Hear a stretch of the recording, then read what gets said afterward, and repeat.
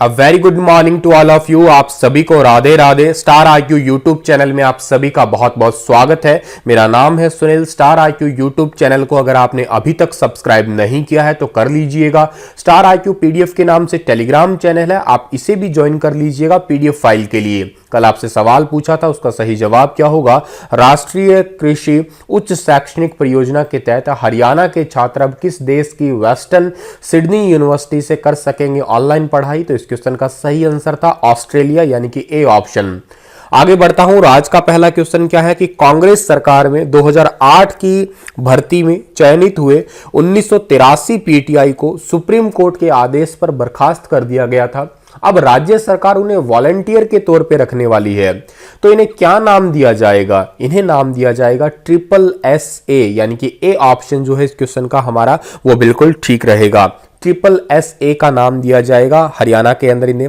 SSSA का मतलब क्या है? Sports and school special assistant. क्या है? Sports and school special assistant का नाम इन्हें दिया जाएगा। इनका काम क्या होगा? इनका स्कूलों में कोरोना काल में जो अनुशासन और सोशल डिस्टेंसिंग का काम जो होगा ना, वो इन्हीं से ही करवाया जाएगा।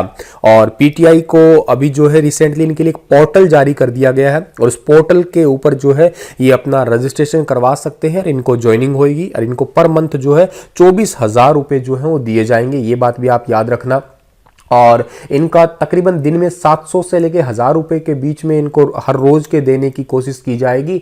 1983 पीटीआई में से अब तक 39 लोगों का तो निधन ही हो गया है, और तकरीबन 100 से भी ज्यादा अब रिसेंटली जो नई प्रक्रिया हुई थी उसमें दोबारा भर्ती हो चुके हैं। तो रिमेनिंग जितने भी है उनको वॉलंटियर्स या यूं कहिएगा sports and school special assistant जो है उन्हें नियुक्त किया गया है। SSSA इस पोस्ट का नाम रखा गया है। इन्हें वॉलंटियर के रूप में जो है नवाजा जाएगा। और इन वॉलंटियर्स का काम क्या होगा? स्कूलों और खेल के मैदानों में सोशल डिस्टेंसिंग बनाए रखने का काम इन्हीं का ही होगा। ठीक है, स्कूल और मैदानों में अनुशासन बनाए रखने का काम। अच्छा, स्कूलों और मैदानों में स्वच्छता बनाए रखने का सहयोग करेंगे। अच्छा, कोविड-19 महामारी में स्कूल और खेल के मैदानों में जो जितने भी नियम है वह केंद्र सरकार के वो सारे नियम लागू करेंगे।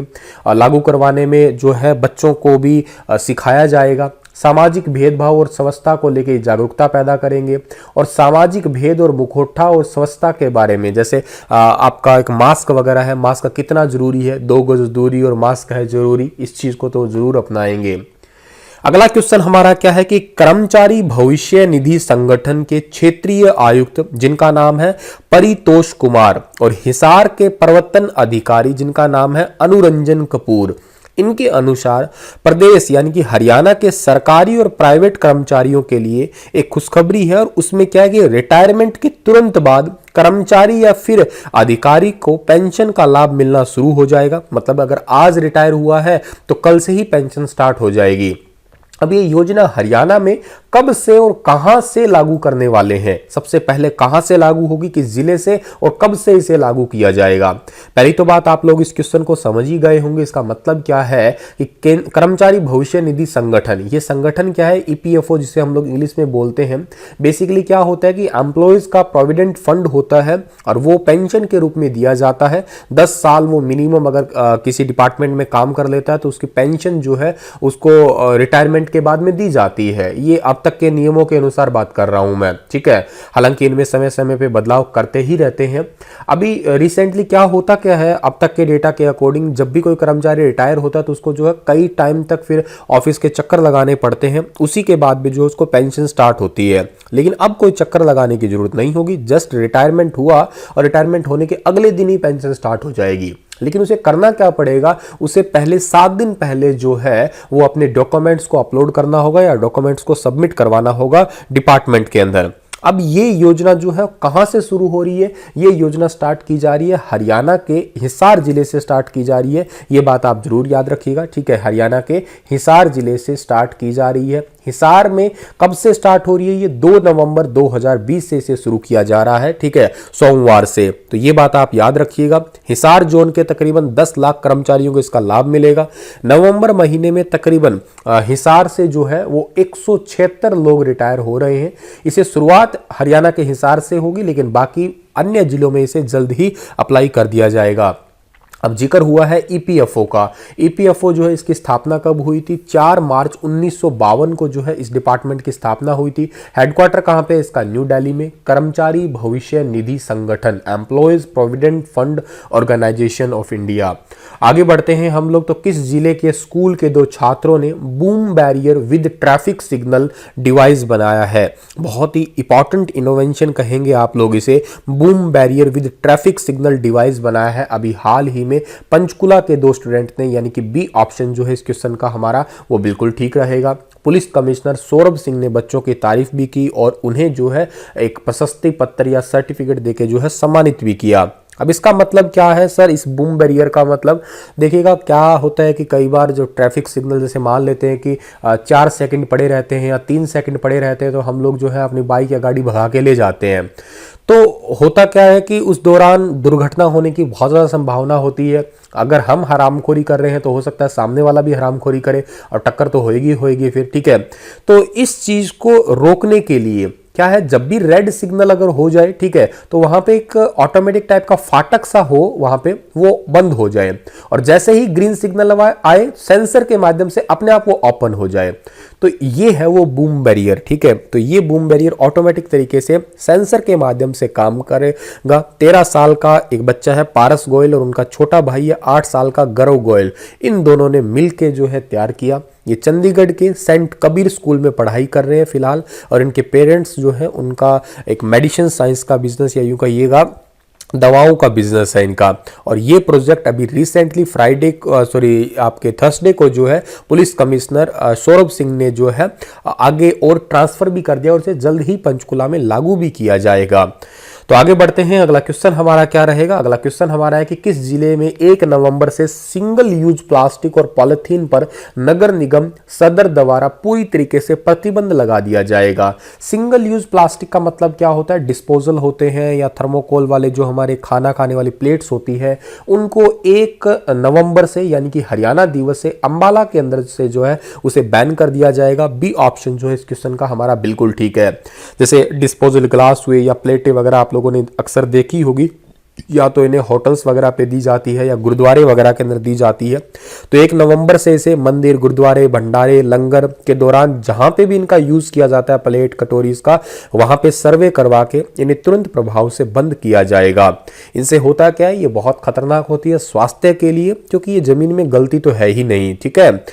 और आगे बढ़ते हैं हम लोग। अगला क्वेश्चन हमारा क्या रहेगा? नॉर्दर्न रेलवे के पहले कंप्यूटर बेस्ड टेस्ट सेंटर को किस रेल मंडल कार्यालय में स्थापित किया गया है? बहुत बहुत इंपॉर्टेंट क्वेश्चन है ये। नॉर्दर्न रेलवे के पहले कंप्यूटर बेस्ड टेस्ट सेंटर का रेल मंडल कार्यालय जिसका नाम है अंबाला रेल मंडल कार्यालय के अंदर स्थापित किया गया है। बी ऑप्शन जो इस क्वेश्चन का हमारा वो बिल्कुल ठीक है। नॉर्दर्न रेलवे के पहले कंप्यूटर बेस्ड टेस्ट सेंटर का अंबाला के अंदर स्थापित हुई, तो इससे बेनिफिट क्या होगा? अब बेनिफिट ये होगा कि जो ऑफलाइन सेगमेंट होता है उसमें टाइम बहुत ज्यादा लग जाता है, उसका रिजल्ट बहुत टाइम लेट बाद आता है। इस वजह से अभी रिसेंटली थर्सडे को रेलवे आयुक्त जिनका नाम है संजय कोठारी और रेलवे के अध्यक्ष या यूं कहिएगा आप लोग सीईओ, ये बहुत इंपॉर्टेंट है, जिनका नाम क्या है? जिनका नाम है विनोद कुमार। ये पहले सीईओ है, ठीक है, रेलवे के विनोद कुमार यादव, जिनका नाम है वीके यादव कह सकते हो आप लोग। इन्होंने जो है ऑनलाइन उद्घाटन किया है इसका। और नॉर्दर्न रेलवे के जीएम जिनका नाम है आशुतोष गंगल, इन सभी ने मिलकर ऑनलाइन उद्घाटन किया है इसका। अब जो है एग्ज़ाम जो है बहुत ही तेज़ी से होंगे, एग्ज़ाम सटीकता से होंगे, उनमें कोई नकल की प्रॉब्लम जो होती है वो भी हटा दी जाएगी। और दूसरी बात यह है कि रिज़ल्ट काफ़ी लेट आता था, अब रिज़ल्ट जो है वो भी जल्दी आएगा। जिक्र अंबाला का हुआ है, तो अंबाला को आर्यों ने अपना स्थायी निवास बनाया था। अंबाला एक रियासती मुख्यालय था जिसकी संगत सिंह ने 1763 में जो है इसकी स्थापना की थी। 1842 में अंबाला को शिमला के अधीन किया गया था और जिले के रूप में अंबाला का गठन अंग्रेज के शासनकाल 1847 में हो गया था। और उस समय इसकी 6 तहसील थे, अंबाला, जगाधरी, रोपड़, खरड़, नारायणगढ़ और नालागढ़, ठीक है। अंबाला से ही जो है अंबाला का नाम आपका पड़ा है ज़्यादा आम होने की वजह से, ठीक है। और अंबा नामक राजपूत शासक अंबिका माता की वजह से भी इसको मिक्सी सिटी भी कहते हैं, इसको हम लोग साइंस सिटी भी कहते हैं, ठीक है। तो ये सारी बातें आपको याद रखनी है इस पर्टिकुलर क्वेश्चन से। राज्यपाल की सचिव जी अनुपमा को किस विभाग का प्रधान सचिव का जिम्मा मिला है? ये भी बहुत इंपॉर्टेंट क्वेश्चन है। राज्यपाल की सचिव जिनका नाम है जी अनुपमा, जो कि आपको फोटो में दिखाई दे रही हैं, इनको अभी हाल ही में वन्य एवं वन्य जीव विभाग का जो है जिम्मा मिला है, प्रधान सचिव का जिम्मा मिला है। यानी कि ए ऑप्शन जो है इस क्वेश्चन का हमारा वो बिल्कुल ठीक रहेगा। ए ऑप्शन इस क्वेश्चन का बिल्कुल ठीक रहेगा आपका। अभी देखिएगा, हरियाणा सरकार ने तुरंत प्रभाव से 19 आईएएस अधिकारियों का ट्रांसफर किया है रिसेंटली। 26 अक्टूबर को तबादले हुए थे, लेकिन उनमें उनको 2 दिन पद में रखने के बाद में 19 अधिकारियों का फिर से ट्रांसफर कर दिया गया। अब ये जो है कौन कौन से हैं, अगर आप इन्हें पीडीएफ में पढ़ना चाहें तो पढ़ सकते हैं। बहुत सारे व्यक्तियों के नाम आप इन्हें जरूर याद रख लीजिएगा। जैसे श्रम विभाग के अतिरिक्त मुख्य सचिव महावीर सिंह को फिर से स्कूल शिक्षा विभाग का जिम्मा दे दिया गया। स्कूल शिक्षा विभाग के अतिरिक्त मुख्य सचिव विनीत गर्ग को कौशल विकास एवं औद्योगिक प्रशिक्षण विभाग का प्रधान सचिव। अच्छा, राज्यपाल की सचिव अनुपमा को वन्य एवं वन्य जीव विभाग का प्रधान सचिव। नितिन कुमार यादव को महानिदेशक मौलिक शिक्षा का अधिकारी लगाया गया है। अच्छा, पंकज अग्रवाल को उनके वर्तमान कार्यभार के अलावा कार्मिक प्रशिक्षण, विजिलेंस और संसदीय मामले के सचिव बनाया गया। और के साथ में मुख्यमंत्री का जो ई कार्यालय, जिसमें कोई भी क्या कहते हैं पेपर का काम नहीं होता, उसकी देखरेख का निदेशक का जिम्मा जो है सौंपा है। इसके अलावा पंकज यादव को गृह 2 विभाग के सचिव और आयुक्त और गुरुद्वारे चुनाव के आयुक्त बना दिया गया। मोहम्मद शाहीन को Haryana power generation corporation limited का एमडी बनाया गया।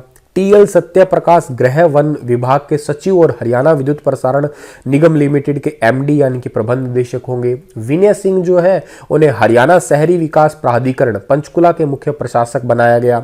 अशोक सांगवान को अतिरिक्त आवास युक्त और हरियाणा भवन नई दिल्ली के लिए जो है उन्हें नियुक्त किया गया है। बलकार सिंह अब मोहम्मद शाहीन के स्थान पे दक्षिण हरियाणा बिजली वितरण निगम के एमडी होने वाले हैं। रमेश चंद्र जो है इनको विकास एवं पंचायत विभाग का निदेशक, और आलोक निगम को जो छोड़कर अन्य सभी आईएएस को 2 दिन पहले ही इनकी नई नियुक्ति की गई थी, ठीक है। और इनके बाद में जो है इनको दोबारा से इनका पद चेंज कर दिया गया। तो आप इन्हें सबको जो है याद कर लीजिएगा अच्छे तरीके से। आगे बढ़ता हूं तो हड़प्पा कालीन लोग खट्टी दाल, केला, शहद से बने मीठे चावल खाते थे। हाल ही में हरियाणा के खालिस्तान में, ठीक है, यहाँ ब्लैंक्स आना था, खालिस्तान में खुदाई के दौरान अवशेषों से ज्ञात हुआ है। तो यहां ब्लैंक्स है, तो इस क्वेश्चन का सही आंसर होगा आपका राखी गढ़ी। ए ऑप्शन सही होगा। हरियाणा के राखी गढ़ी में खुदाई के दौरान अवशेषों से यह प्राप्त हुआ है या जानकारी मिली है कि जो हड़प्पा के लोग थे ना, वो खट्टी दाल खाते थे, विशेष तौर पे बहुत पसंद थी। शहद और केले से बने मीठे चावल भी अपने भोजन में जो है वो शामिल किया करते थे। बहुत ही यूं कहिएगा आप लोग विशेष प्रकार के व्यंजनों का प्रयोग किया करते थे वो। ये राज अभी वर्तमान में सामने आए हैं। एक बहुत इंपॉर्टेंट बात आपको मैं बता देता हूं इस क्वेश्चन से। राखी गढ़ी में हरियाणा में पहली बार हरियाणा दिवस के ऊपर एक हेरिटेज वॉक का जो है वो आयोजन किया जाएगा। इस हेरिटेज वॉक के अंदर क्या होगा कि विभिन्न विशेषज्ञ जो है शामिल होंगे और उसमें वही व्यंजन बनाए जाएंगे जो हड़प्पा संस्कृति के दौरान बनाए जाते थे, ताकि लोगों को वैसा का वैसा ही अनुभव हो सके। और एक बात और है कि इसके व्यंजन में क्या क्या होंगी चीजें, वो भी आपको मैं मेन्यू में बता देता हूं क्या क्या चीजें होने वाली है। इंडस वैली की खिचड़ी होगी, लाल चावल की खिचड़ी होगी, केले और शहद के साथ मीठे चावल, स्लो कुक्ड व्हीट फ्लोर होगा। अच्छा, रागी लड्डू होंगे, खट्टी दाल, बाटी चूरमा, कचरी की चटनी, हलवा, काला चना। ये हड़प्पा कालीन वाले जो चीजें हैं वो सारी की सारी तैयार की जाएगी। एक और इंपॉर्टेंट बात बता देता हूँ, हड़प्पा काल की सबसे बड़ी साइट है राखी गढ़ी, और पुरातत्वविद जो है यहाँ पे लगातार खोज करने में जुटे हुए हैं और यहाँ पे एक अत्याधुनिक म्यूजियम भी तैयार किया जा रहा है। हरियाणा में कौन सा जिला सबसे प्रदूषित शहर की श्रेणी में है? तो हरियाणा के अंदर वर्तमान में सबसे पॉल्यूटेड सिटी की कैटेगरी में है यमुनानगर, यानी कि ए ऑप्शन जो है इस क्वेश्चन का हमारा वो बिल्कुल ठीक रहेगा। हरियाणा में प्रदूषण के हालात जो है लगातार बिगड़ रहे हैं, क्योंकि लोग पराली जला रहे हैं और इस वजह से सांस लेना तो दुर्लभ हो ही गया है। यमुनानगर हरियाणा का सबसे प्रदूषित शहर है। इसके अलावा फरीदाबाद, धारूहेड़ा भी प्रदूषित शहरों की कैटेगरी में शामिल है। यमुनानगर का जो एयर क्वालिटी इंडेक्स है, AQ इंडेक्स जो है वो है 345। अब आपको मैं बता देता हूं ये एयर क्वालिटी इंडेक्स कैसे जांचते हैं। अगर जैसे 0 से 50 के बीच में होता है तो इसे अच्छा ही माना जाता है। 51 से लेके 100 के बीच वाले जो होते हैं वो ठीक है, सेटिस्फाई करने वाले आंकड़े हैं। 101 से 200 वाले जो होते हैं मीडियम है, 201 से 300 के बीच में खराब है, और 301 से 400 के बीच में बेहद खराब की स्थिति में है। अब यमुनानगर का 345 है, इसलिए वो बेहद खराब की कैटेगरी में है। और 401 से 500 वाला तो बहुत ही ज्यादा स्थिति गंभीर ही मानी जाती है। यहां तो रेड अलर्ट तक जारी कर दिए जाते हैं। यमुनानगर का 345 है, फिर दूसरे नंबर पे आता है फरीदाबाद 336, फिर धारूहेड़ा, फिर फतेहाबाद का नंबर है। अच्छा सर, यही कैटेगरी भारत में बात करें तो देवास में सबसे ज्यादा 333, उसके बाद में भिवाड़ी के अंदर है 332, फिर है बुलंदशहर 329। आगे बढ़ता हूं। अगला क्वेश्चन है कि किस पीजीआई के गयानी विभाग में, यानी कि महिलाओं के डिपार्टमेंट में आने वाली गर्भवती महिलाओं की सुरक्षित डिलीवरी करवाने के लिए हाई डिपेंडेंसी यूनिट बनाई जाएगी। हाई डिपेंडेंसी यूनिट हरियाणा के अंदर ऐसी पहली ही यूनिट होगी ये, और ये बनाई जाएगी रोहतक पीजीआई के अंदर, यानी कि ए ऑप्शन जो है इस क्वेश्चन का हमारा वो बिल्कुल ठीक रहेगा। Post graduate institute of medical science जो पीजीआई रोहतक है, वहां के गायनी डिपार्टमेंट के अंदर गर्भवती महिलाओं की सुरक्षित डिलीवरी करवाने के लिए हाई डिपेंडेंसी यूनिट बनाई जाएगी। 10 बेड की हाई डिपेंडेंसी यूनिट तैयार की जाएगी हाई रिस्क वाली गर्भवती महिलाओं की सुरक्षित डिलीवरी करवाने के लिए। ये घोषणा अभी हाल ही में किसने की है? Medical superintendent doctor Pushpa Dahiya ने जो है ये अभी हाल ही में इसकी जानकारी दी है। हरियाणा स्वास्थ्य विभाग ने कोविड-19 संकट के दौरान उत्कृष्ट प्रदर्शन करने के लिए कौन सा पुरस्कार जीता है? बहुत बहुत इंपॉर्टेंट क्वेश्चन है, स्टार मार्क कर लेना आप लोग इस क्वेश्चन पे। इस क्वेश्चन का सही आंसर है Skoch gold award. C option जो है इस क्वेश्चन का हमारा वो बिल्कुल ठीक रहेगा। 67वें स्कॉच अवार्ड के अंदर हरियाणा राज्य सरकार ने अपना नामांकन दर्ज करवाया था, और उसके अंदर कोविड-19 मॉड्यूल के रूप में हरियाणा को चुना गया है। ये जानकारी दी है हरियाणा के चीफ सेक्रेटरी स्वास्थ्य विभाग के, जिनका नाम है राजीव अरोड़ा। उन्होंने ये जानकारी दी है, और ये बहुत इंपॉर्टेंट क्वेश्चन है आपके एग्जाम के लिए। और इसी के साथ ये लेक्चर समाप्त होता है। आपके लिए क्वेश्चन क्या रहेगा? हरियाणा में किस अनुसंधान केंद्र ने प्याज की महज 75 दिन में तैयार होने वाली किस्म विकसित की है? इस किस्म का नाम बताइएगा, इस संस्था का नाम बताइएगा। यहाँ पे ऑप्शन एक CIRB है, एक ऑप्शन CSIR है। इन दोनों के बारे में और के साथ में NHRDF, इन तीनों के बारे में आप लोग जो है डिटेल से जो है बताने का प्रयास कीजिएगा। धन्यवाद। हंसते रहना, मुस्कुराते रहना। कल फिर हाजिर होऊंगा लेटेस्ट अपडेट के साथ में। Thank you so much.